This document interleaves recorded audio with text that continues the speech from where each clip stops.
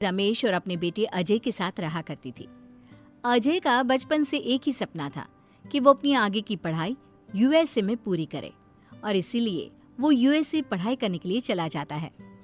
3 साल बाद जब वो अपनी पढ़ाई पूरी करके आता है तो अपने बेटे के आने की खुशी में माधवी उसकी पसंद के कई तरह के पकवान बनाती है और जब घर की डोरबेल बजती है तो माधवी अपने पति रमेश को कहती है, लगता है मेरा अजय आ गया है, आप यहीं बैठना, मैं दरवाजा खोलती हूँ।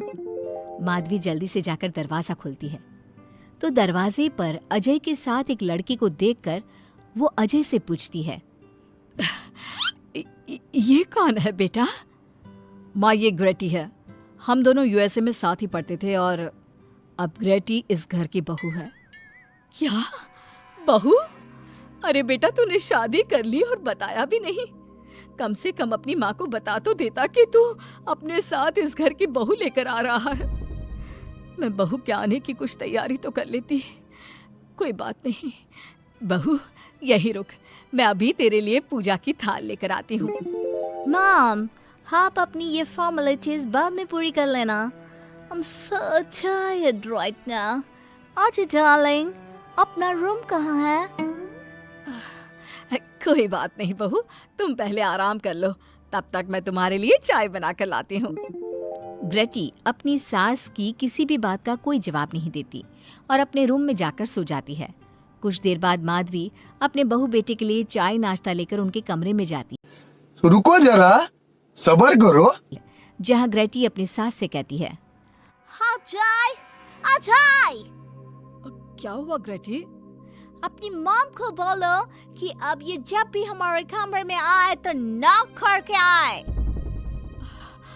आपसे मैं ऐसा ही करूंगी बहू। वो तो आज ही तुम दोनों आए हो तो मुझे लगा थक गए होंगे, इसलिए जल्दी जल्दी मैं ऐसे ही चाय नाश्ता लेकर आ गई। वो क्या है ना, अजय जब भी बाहर से आता है तो आते ही चाय मांगता है, बस इसीलिए मैं ना ये चाय यहाँ रख देती हूँ, पी लेना, अदरक वाली चाय है। ये बोलकर माधवी वहाँ से जाने लगती है। तभी ग्रेटी अपनी सास से कहती है, जाते हुए अपनी साथ अपनी ये चाय भी ले जाओ, क्योंकि अजय अब चाय नहीं पीता। हाँ माँ, जब से मैं यूएसए गया हूँ तब से मैंने चाय पीनी छोड़ दी है। अब एक काम करो, हम दोनों के लिए कॉफी ले आओ, मैं सच में बहुत ज्यादा थक गई हूँ। अरे ठीक है, ला देती हूँ। अच्छा बेटा, तुम्हारे मम्मी पापा इंडियन है या फिर वही अंग्रेजी है? मेरे मम्मी पापा इंडियन हैं, पर मैं शुरू से यूएसए में रही हूँ, इसलिए मैं खुद को अंग्रेज़ी मानती हूँ। वैसे अब जल्दी से जाकर मेरे लिए कॉफी लेकर आओ और मेरे बारे में इतना ज्यादा इंक्वायरी करने का जरूरत नहीं है। अरे हाँ हाँ, अभी लाती हूँ। वैसे बहू, मैं तुम्हें ना इंडिया के सारे तौर तरीके सिखा दूंगी। अरे क्या हुआ, तुम्हारी परवरिश अगर यूएसए में हुई है हाँ तो इंडियन ही ना। आपसे ज्ञान नहीं मांगा है, अब कुछ देर के लिए हम दोनों को अकेला छोड़ दो प्लीज, हाथ छोड़ता है। अपनी बहू की बात सुनकर माधवी वहाँ से चली जाती है। माधवी का उतरा हुआ चेहरा देखकर रमेश माधवी से कहता है, हमने इस नालायक को बाहर पढ़ने के लिए भेजा था और इसने क्या किया? और अभी तो रुको, क्लाइमैक्स अभी बाकी है। बाहर से अंग्रेजन बहू उठाकर ले आया। माधवी, तुम बहुत भोली हो, पर मैं नहीं। ये लड़की हमारा घर तोड़ देगी, हमसे हमारे अजय को दूर कर देगी। देखा, आते ही कैसे रोब झाड़ रही है, जैसे तुम इस घर के नौकरानी हो। तुम उसको बोलो कि तुम इस घर की मालकिन हो और उसकी सास हो, वो वही करे जो तुम कहोगी। अरे आप बेकार में ही गुस्सा हो रहे हैं। बहू यूएसए की है, यहाँ नई नई आई है, उसको यहाँ के तौर तरीके नहीं पता और वो मुझे अपनी माँ मानती है, तभी तो अपने नखरे दिखा रही है। वैसे भी ना बहू बेटी दोनों बराबरी होती है। माधवी, कौन सी बेटी अपनी माँ से ऐसे बात करती है जैसे तुम्हारी बहू कर रही है? मैं बस तुम्हारे कहने पर चुप हूँ, वरना मैं अपने बहू बेटों को आज ही घर से निकाल देता। ये कहकर रमेश वहाँ से चला जाता है। ऐसे ही कुछ दिन बीत जाते हैं और ग्रेटी अपनी बेचारी भोली भाली सास पर अत्याचार करती रहती है।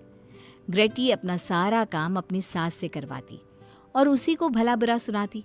ऐसे ही एक दिन माधवी कपड़े धो रही होती है और ग्रेटी माधवी को सताने के लिए अपने सारे कपड़े लाकर उसे देती है और कहती है, मॉम्स, ये मेरे कुछ कपड़े हैं, जरा इन्हें भी धो दो। इतना बोलकर ग्रेटी तैयार होकर घर से जाने लगती है। तभी माधवी उससे कहती है, बहू, आज तुम्हारे ससुर के दोस्त के घर में एक छोटी सी पार्टी है। उन्होंने सह परिवार बुलाया है। मैं चाहती हूँ कि तुम और अजय भी आज हमारे साथ वहाँ चलो और आज ना साड़ी पहनना। मॉम, अभी मैं क्लब जा रही हूँ। रात को मुझे टाइम मिलेगा तो आपके साथ चली जाऊंगी, पर साड़ी बारी नहीं पहनूंगी। ये कहकर ग्रेटी वहां से चली जाती है। शाम हो जाती है। सब ग्रेटी के घर आने का इंतजार करते हैं और इस वजह से कोई भी पार्टी में नहीं जा पाता। इंतजार करते करते रात के 12 बज जाते हैं। 12 बजे रात को ग्रेटी नशे की हालत में जख्मी घर आती है। अपनी बहू के सर और हाथ पर लगी चोट देखकर माधवी परेशान हो जाती है और जल्दी से फर्स्ट एड का बॉक्स लाकर अपनी बहू के सर पर पट्टी करती है। एक माँ की तरह प्यार करते हुए वो अपनी बहू से कहती है, बहू, तुझे चोट कैसे लग गई बेटा? मैं घर आ रही थी, एक बाइक वाले से मेरी टक्कर हो गई। कोई बात नहीं बेटा, कल सुबह होते ही तुझे अपने फैमिली डॉक्टर के पास ले जाऊंगी। अच्छा, अब तू ना आराम कर, मैं तेरे लिए अभी हल्दी वाला दूध लेकर आती हूँ।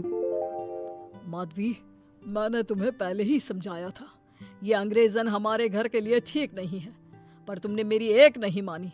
अब देख लो, आज इस अंग्रेजन बहू की वजह से सारे मोहल्ले में हमारी नाक कट गई है। आज सब हम पर हंसते हैं और ये सब कुछ तुम्हारी वजह से हुआ है, तुम्हारी छूट की वजह से हुआ है। ये कहकर रमेश अपने रूम में चला जाता है, पर माधवी अपनी बहू की पट्टी करके उसे उसके कमरे में जाकर सुला देती है। अगले दिन माधवी ग्रेटी को लेकर अपने फैमिली डॉक्टर के पास जाती है, जहां ग्रेटी देखती है कि उस डॉक्टर की बहू ने साड़ी पहनी है और एक संस्कारी बहू की तरह घर में पूजा पाठ करके अपने सास ससुर के पैर छूकर उनका सुबह सुबह आशीर्वाद लेती है। डॉक्टर की बहू को देखकर ग्रेटी को अपना बर्ताव याद आता है और उसे एहसास होता है कि वो अपनी भोली और मासूम सास के ऊपर कितना अत्याचार करती है, पर फिर भी माधवी सबसे लड़कर हमेशा उसका साथ देती है। ये सब देखकर ग्रेटी को पश्चाताप होता है और कुछ देर बाद वो दोनों दवाई लेकर घर आती है। जब माधवी ग्रेटी को दवाई खिलाने के रुको जरा, सब्र करो। लिए उसके पास जाती है तो मॉम, मुझे माफ कर दीजिए, मैंने कभी भी आपके प्यार को नहीं समझा। आप पर इतना अत्याचार किया, आपकी बेइज्जती की, आपसे घर का सारा काम करवाया। आपने मुझे कितनी छूट दी, पर फिर भी मैं आपके साथ इतना बुरा करती थी। और आज जब मैं नशे की हालत में चोट खाकर घर आई तो भी आपने मुझसे कोई सवाल नहीं किया, उल्टा आपने मेरा साथ दिया, मेरी सेवा की। और जब मैंने डॉक्टर की बहू को देखा घर का काम करते हुए, अपने सास ससुर की सेवा करते हुए, तब जाकर मुझे एहसास हुआ कि मैं कितनी रॉन्ग थी। एक इंडियन होकर भी एक बहू के कर्तव्य से दूर रही और आपके ऊपर अपनी अंग्रेजी का रौब झाड़ती रही। मुझे माफ कर दीजिए सासू माँ। बेटा, अक्सर बच्चों से गलतियां हो जाती है। ऐसे भी सुबह का भूला अगर शाम को घर आ जाए तो उसे भूला नहीं कहते बहू। और मुझे बहुत अच्छा लग रहा है ये देखकर कि मेरी अंग्रेजन बहू कितनी समझदार हो गई है। जिसके बाद माधवी और ग्रेटी एक दूसरे को गले लगा लेती है और उसके बाद से ग्रेटी एक संस्कारी बहू की तरह रहती है और अपनी सास को किसी भी शिकायत का मौका नहीं देती। अपनी सास ससुर की बहुत अच्छे से दिल से सेवा करती है।